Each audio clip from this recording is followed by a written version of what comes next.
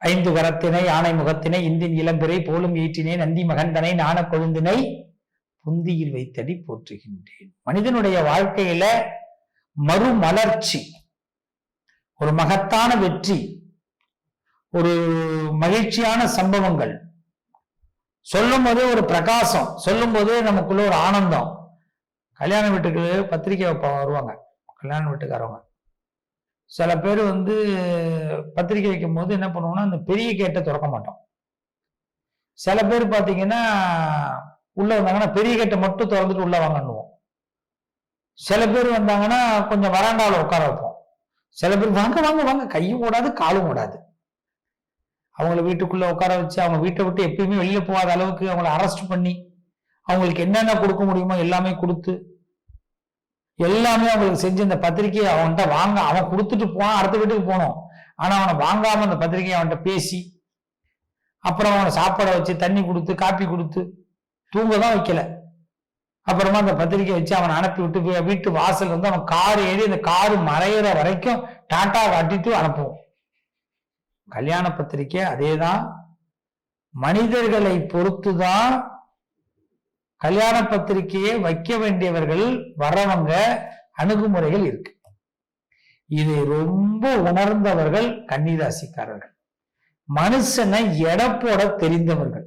ஆனா இதுக்கு இந்த கன்னிராசிக்காரவங்க பெரிய பரீட்சையே எழுதியிருக்கிறாங்க. அவ்வளவு சீக்கிரம் மனுஷனை புரிஞ்சுக்க முடியாது. இதை புரிஞ்சுக்கிறதுக்கு கன்னிராசிக்காரர்கள் PhD பட்டம் வாங்கியிருக்கிறாங்க. நீங்க கமெண்ட்ல சொல்லணும், நீங்க நான் உண்மைங்க நான் PhD வாங்கியிருக்கேன்னு சொல்லுங்க, இல்லைன்னா நான் இன்னும் படிக்கவே இல்லைங்கன்னு சொல்லுங்க. இந்த மனிதனுடைய மனதை புரிந்துக்கிறதுங்கிறது பெரிய கஷ்டம். இதுல நீங்க சில வீட்டுல அந்த கேட்டுக்கு முன்னாடி இருக்கிற ஆளா இருப்பீங்க, சில வீட்டுல கேட்டுக்குள்ள இருக்கிற ஆளா இருப்பீங்க, சில வீட்டுல உட்கார வச்சு பத்திரிக்கை வாங்குற இடத்துல இருப்பீங்க, சில வீட்டுல தான் நீங்க உள்ளுக்குள்ள கொண்டு போவாங்க. இது என்னன்னா 100% உங்களால ஒண்ணு நடக்குது அப்படின்னா உங்களை திருப்பதி பெருமாளேன்னு கும்பிடுவான். உங்களால ஒண்ணும் நடக்கலைன்னா இந்த திருவிழால சாமி எல்லாம் வரும், அதுல 8 நாள் திருவிழால ஒரு நாள் திருவிழா எவனுமே கண்டுக்க மாட்டான், கரகம் அப்படிலாம் சொல்லுவாங்க. அந்த மாதிரி ஆயிடும் நம்ம நிலைமை. அதாவது பேருக்கு சொல்ல போனா கோவில்ல இருக்கிற யானைக்கு ஒரு மரியாதை தான், கரெக்டு தானே? கோவில் இருக்கிற யானைக்கு ஒரு மரியாதை தான். அந்த கோவில்லே பாத்தீங்கன்னா ஒரு பசு இருக்கும், பசு மாடு இருக்கும். எல்லா பசு மாட்டுக்கும் அந்த மரியாதை கிடைச்சிருமா? கோசால கோயில்ல எங்க இருக்குன்னே பல பேருக்கு தெரியாது. அப்ப அது மாதிரி ஒரு மனிதனை எடை போட்டு இன்னைக்கு புரிந்து வாழக்கூடிய இடத்துல கன்னிராசி வந்திருக்கீங்க. ஏன்னா உங்களுக்கு ஏற்பட்டிருக்கிற அவமானங்கள், இன்னும் சொல்ல போனா மக்கள் நம்மளை கண்டுக்கல, உறவுக்காரும் கண்டுக்கல. மனுஷங்க எல்லாரும் அவனுக்கு தேவைன்னா போன் அடிக்கிறாங்க,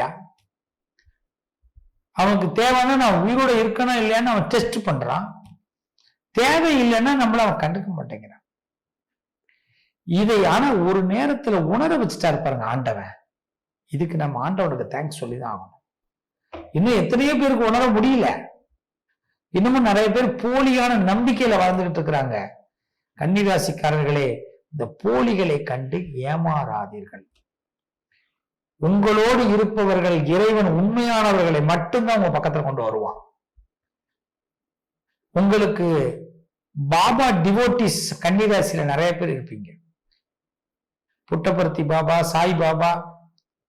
சாய்பாபா டிவோட்டிஸ் நிறைய பேர் கன்னிராசியில இருப்பீங்க. உங்களுக்குள்ள அவங்க எப்படியோ உள்ள கனெக்ட் ஆகுவாங்க. அது மாதிரி சிவனுடைய டிவோட்டிஸ் நிறைய பேர் இருப்பீங்க. சிவன் சிவன் சிவன் சிவாய நமக சிவாய நமகன்னு அந்த மந்திரத்தை சொல்லி சிவனே சரணாகதின்னு ருத்ராட்சம் போடாம இருக்க முடியாது. கன்னிராசி நீங்க கருங்காலி எல்லாம் இன்னைக்கு வியாபாரமா இருக்கு. அன்னிலேருந்து இன்னைய வரைக்கும் ருத்ராட்சம் மட்டும் வியாபாரத்துல வராது. அது வியாபாரத்துல விற்கிறது வேற, விரும்புறதுங்கிறது வேற. கருங்காலியை போட்டோம்னா காசு வருங்கிறான். கருங்காலியை போட்டா நிறைய பேருக்கு இருக்கிற வாழ்க்கை பிச்சுக்கிட்டு போயிடுது. அது பல பேருக்கு தெரிய மாட்டேங்குது. எல்லாரும் எல்லாத்துக்கும் சரி வராது. கருங்காலியெல்லாம் மாந்திரிகத்துக்கு உள்ளது. சில ராசிக்காரங்க தான் போட முடியும், சில நட்சத்திரக்காரங்கள் தான் போட முடியும். அதுவும் தசாபுத்தி வடிவலத்துல தான் கருங்காலி போட முடியும். ஆனா ருத்ராட்சம் அப்படி கிடையாது. இறைவனை நோக்கி ஒரு படி எடுத்து வச்சோம்னா ருத்ராட்சத்தை போட்டுக்கலாம். இறைவனை நம்பினா ருத்ராட்சத்தை போடலாம். உண்மையா இருந்தா ருத்ராட்சத்தை போடலாம். ஏன் இன்னும் சொல்ல போனா யாருக்காவது உதவி செய்யணும்னு நினைக்கிற அத்தனை பேரும் இறைவன் தான். அதுதான் கன்னிராசி. உதவி செய்பவதற்காகவே இறைவனால் படைக்கப்பட்டவர்கள் கன்னிராசிக்காரர்கள். இப்படிப்பட்ட கன்னிராசிக்கு இந்த தட்சிணாயன புண்ணிய காலம் எப்படி இருக்கும்? ஆடி மாதம் முதல் மார்கழி மாதம் வரை இந்த தட்சிணாயன புண்ணிய காலத்தை கன்னிராசிக்காரர்கள் எப்படி கடக்க வேண்டும்? இதான் பிளான். பொதுவா தட்சிணாயன புண்ணிய காலத்துல பாத்தீங்கன்னா நிறைய சுப நிகழ்ச்சிகள் வரும். கடவுளை கொண்டாடக்கூடிய மாதங்கள் தட்சிணாயனம், மனிதர்களை கொண்டாடக்கூடிய மாதங்கள் உத்தராயணம். இல்லையா? பாருங்க, ஆடி மாசமா மகமாய கும்பிடுவோம். வேப்ப மரத்துல எல்லாம் பாவலை கட்டி வச்சிருப்பாங்க. கிராமங்கள்ல போய் பாருங்க. கிராமங்கள் மட்டும் இல்லைன்னா இன்னைக்கு இயற்கை இல்ல. என்னைக்கு டவுனும் சிட்டியும் வளர ஆரம்பிச்சதோ இயற்கை எல்லாம் முடிஞ்சு போச்சு. என்னைக்கு அதாவது நகராட்சி மாநகராட்சி ஆகணும்னு எப்ப ஆசைப்பட்டாங்களோ, ஊராட்சி எப்ப நகராட்சி ஆகணும்னு ஆசைப்பட்டாங்களோ, மாநகராட்சி அடுத்தது எப்படி மாநிலமா ஆகணும்னு ஆசைப்பட்டதோ, இது வளர்ச்சி. ஆனா இயற்கை வீழ்ச்சி. நான் இது உண்மையா சொல்றேன். கிராமங்களால் மட்டும்தான் இன்னைக்கு பசு இருக்கிறது தெரியுது, வேப்ப மரம் இருக்கிறது தெரியுது. இன்னும் கொஞ்சம் காலகட்டங்கள்ல இன்னும் ஒரு 4 ஜெனரேஷன் போயிட்டு இருக்கு பாரு, இதுதான் வேப்ப மரம் அப்படின்னு சென்னையில உள்ளவங்க சொல்லுவாங்க. ஹை சிட்டியில உள்ளவங்க, பெங்களூர்ல உள்ளவங்க சொல்லுவாங்க, டெல்லியில உள்ளவங்க சொல்லுவாங்க, வேப்ப மரத்துல இது காய் கசக்கும் அப்படின்னுவாங்க. இன்னும் 2 ஜெனரேஷன் தாண்டாலே முடிஞ்சு போச்சு. வேப்ப மரம் ஒண்ணு இருந்ததே யாருக்கும் தெரியாது. குருவிகளும் பறவைகளும் இல்லைன்னா இன்னைக்கும் வேப்ப மரம் கிடையாது. என்னைக்காவது வேப்ப மரத்தை நட்டிருக்கோமா? நல்லது யாருக்கு பிடிக்குது? உண்டா இல்லையா? பசுமாடு அப்படிதான். கிராமத்துல ஒரு பசு இருக்கும், நாட்டு மாடுன்னு பேர். நாட்டு மாடு அப்படின்னு பேர். நாட்டு மாடு பால் கறந்து குடிச்சோம்னா வியாதி வராது. இன்னைக்கு கிராமங்கள்ல நாட்டு மாடு குறைஞ்சிருச்சு. வளர்க்க இடம் இல்லை, ஆள் இல்லை, எல்லாம் சிட்டிக்கு போயிட்டாங்க, டவுனுக்கு போயிட்டாங்க. நாட்டு மாட்டுக்கிட்ட இன்னைக்கு நான் ஒரு விஷயம் சொல்லுவேன். இந்த குழந்தை பிரச்சனை எங்க ஆரம்பமானது சொல்லுங்க? பசுமாடு கண்ணு போடணும், பால் கொடுக்கணும், அது கண்ணுக்குட்டி போடணும்னா காளமாடு தேடுவாங்க. இந்த வார்த்தை தவறு கிடையாது, நல்லா புரிஞ்சுக்கணும். கிராமங்கள்ல இது இருந்தது. 4 காளமாடு வச்சிருப்பாங்க சில வீட்டுல. இதுதான் கிராம வாழ்க்கை. அந்த இடத்துல முதல்ல நாம அழிவை எங்க ஆரம்பிச்சோம்னா, காளமான தேடி எதுக்குங்க ரொம்ப தூரம் போவானே, ஊசி போடுவோம்னு ஆரம்பிச்சாங்க. பசு மாட்டுக்கிட்ட ஊசி போட்டாங்க, பாவத்தை அன்னைக்கு ஆரம்பிச்சோம். இன்னைக்கு மனிதனுக்கு ஊசி போட்டு குழந்தை பெற்றுக்க வேண்டிய கட்டாயத்துக்கு ஆளாயிட்டோம்.